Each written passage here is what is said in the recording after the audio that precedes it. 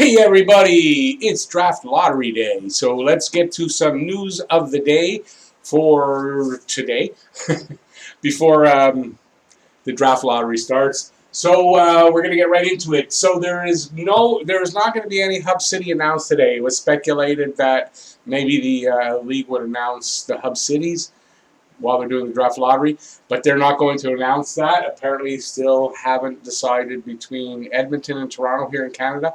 And apparently also the reason that Chicago and the other team that's in it in the States, the reason that the two other, LA, are still in it is just in case they can't decide or they can't have a team in Canada. So it looks like that's the reason, and maybe the two Canadian teams are in it because just in case they can't do it in the U.S.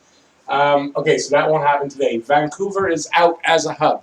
And why? Apparently, this is a speculation or the rumor, is that Vancouver or BC government was not willing to, what would be the word I want to look at? Overlook some of the things that the NHL wanted. The NHL basically, apparently, this is what it is. The NHL wanted that if a player tested positive but was asymptomatic, that they would still be able to play.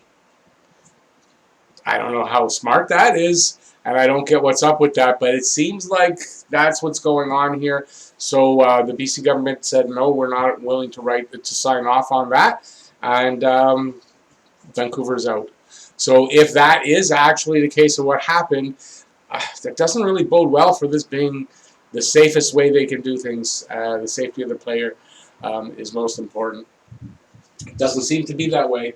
No quarantining till Phase 4. They have announced that they will not be asking the players to quarantine if they get to a Phase 3. That's the training camp part of the phases. So I guess it's assumed all teams will be having their training camps in their home cities. But I know that there is some speculation that maybe some of the Canadian teams or vice versa, American teams, would have their training camps in the other country to avoid the 14-day quarantining if they go traveling to another country. So what they're asking, apparently, is they're going to ask the teams to go from the arena back home, back to the arena, back home, and not go anywhere else, and they're leaving the onus up to the player to make sure that they do that. So again, I don't know how effective that's going to be. The CBA talks may delay Phase 3. So the CBA talks, they've been talking about that there's some things and they want to not only an extension to the CBA, but some other things in the CBA. And apparently these talks are very important, and that if they don't agree on them and then the players vote on it and agree to it, that it may delay Phase 3 from happening. So it's a CBA extension, and comprehensive return to play proposal will be voted on by players. Escrow will be a big topic, a big part of what the players are looking to get is some kind of, they'd like to get rid of escrow, but some kind of an agreement on escrow, some kind of maybe a cap. Let me see there, right? Something about that. There's talk about a cap. Here it is. Players will vote on a proposed cap on escrow, on a de-linked flat cap of around, now the article I read said 83 million, but from what I'm reading, it's not a raised cap from 81.5. So this is wrong. I should have corrected it. 81.5 million. That may stay flat for the next 3 seasons. So they have to vote on these things. And from what I can tell, for the players, as far as the CBA goes, escrow is the biggest thing. They would like to get rid of escrow, and I don't really blame them.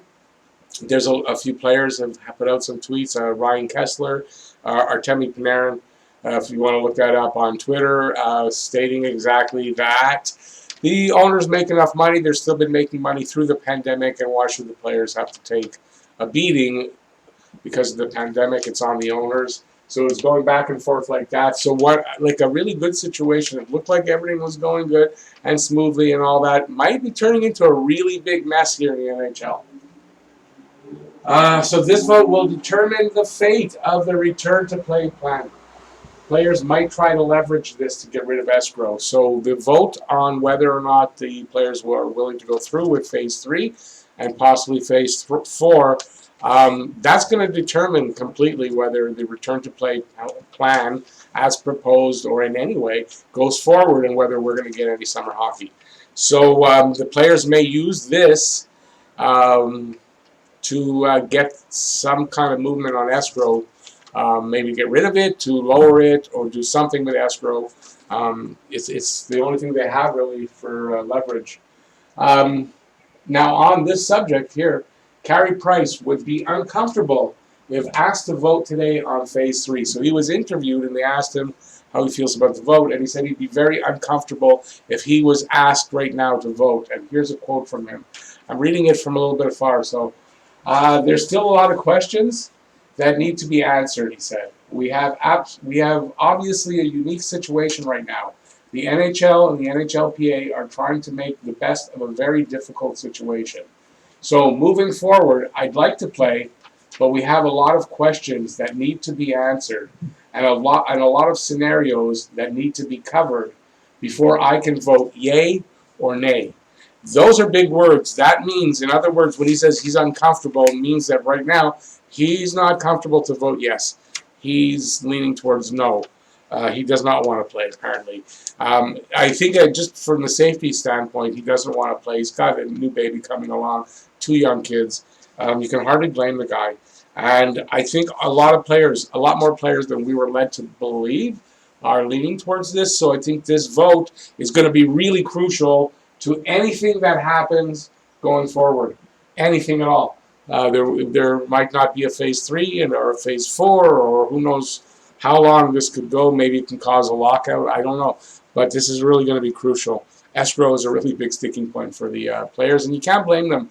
Right now, I think they're owed money. I mean, okay, escrow, you get your pay. A certain amount of that is taken from the league and held against what the league revenues are going to be. So, and it could take a few years before they know exactly what their revenues are. So whether you get the money back, you don't get the money back, or whatever. So just, it's a good chunk of your paycheck. Yes, they make a lot of money, no doubt, but not every player makes a lot of money. Some players make league minimum, so their money means a lot more to them. And you just don't know when it's coming back. So I can see this being why this is a huge sticking point for the players.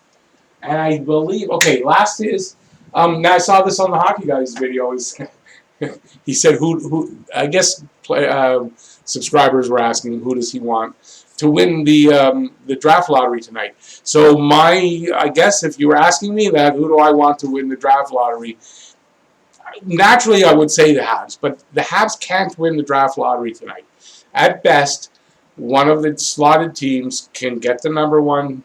Can win the draft lottery, and then after the qualifying round, in Phase 2 of the draft, we'll find out if Montreal is going to actually get that or another team's going to get it. So that can't happen tonight. So ultimately, as a creator who likes to do mock drafts, I'm going to give you a selfish answer and say I would really like it to be put to rest tonight, and all 3 of the draft lotteries to be won by the 7 teams that aren't making the 2014 tournament.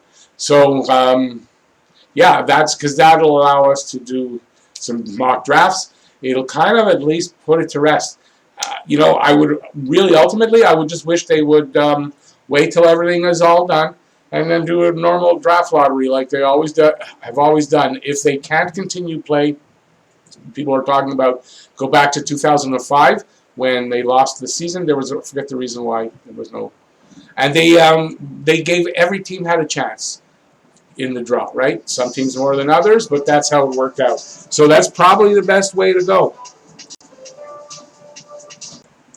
Yeah, phone calls interrupt. What can you do? So yeah, ultimately, I'd just like to see it get all done tonight, and we find out. It doesn't give the Habs a better chance to win 1, 2, or 3, but it gives them a chance to keep the number 8. Pick, which would be okay with me. If they lose to Pittsburgh, they'd fall back into their 8th slot, and that's where they would pick from, and that's okay. So I'd like to see it resolved tonight. I don't want to see a Phase 2 of this happen. That's really what I'd like to see happen. So there you go. That's my video. If you like it, give a thumbs up. And while you're heading down there to do that, because if you do that, it helps the algorithm. So I really appreciate that. While you're on the way down there, let me know what you think about any of these items here, what you think of my thoughts on it, and do that in the comment section. And while you're down there, if you haven't subscribed already, please subscribe and ring that notifications bell. That's going to get you your daily fix of Blue, Blanc, Rouge. Right here, talking Habs. Thank you, everybody, for watching. Please stay safe out there. I'm going to be live for the draft lottery, so check me out. It's 7:45, depending when you're going to watch this. And I think that's it. So once again, thanks for watching. Peace out. See you next video. Bye, y'all.